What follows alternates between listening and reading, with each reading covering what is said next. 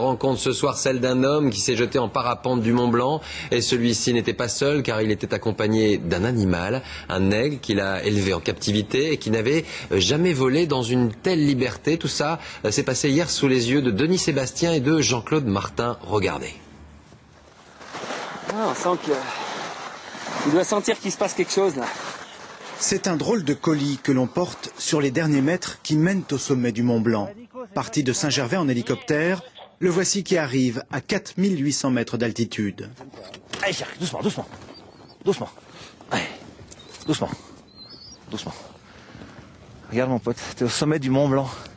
T'es le premier aigle, à mon avis, captif qui vient au sommet du Mont Blanc.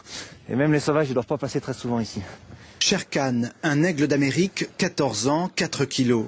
Né et élevé en captivité. Il y a 1 an et demi, son propriétaire fauconnier, aidé d'un ami parapentiste, a entrepris de lui apprendre à voler.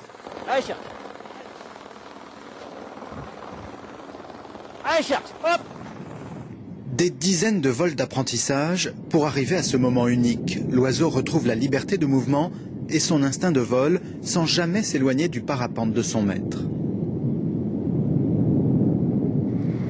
Il est crevé, hein. Il est fatigué, hein. C'est plus joli de passer par l'aiguille, hein. Comme vous voulez. 40 minutes de traversée du massif. Comme une promenade complice en haute altitude, l'aigle alterne moments de repos sur le bras du fauconnier et moments de vol. Bientôt vient l'atterrissage.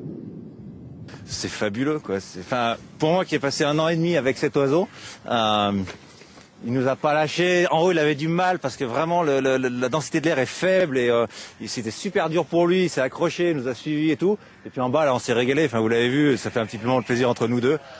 Ouais, c'était trop bon. À travers ce vol emblématique, une volonté, prouver que l'on peut apprendre à voler à des rapaces élevés en captivité, avec peut-être l'espoir de pouvoir un jour les réintroduire dans la nature et leur redonner vraiment la liberté.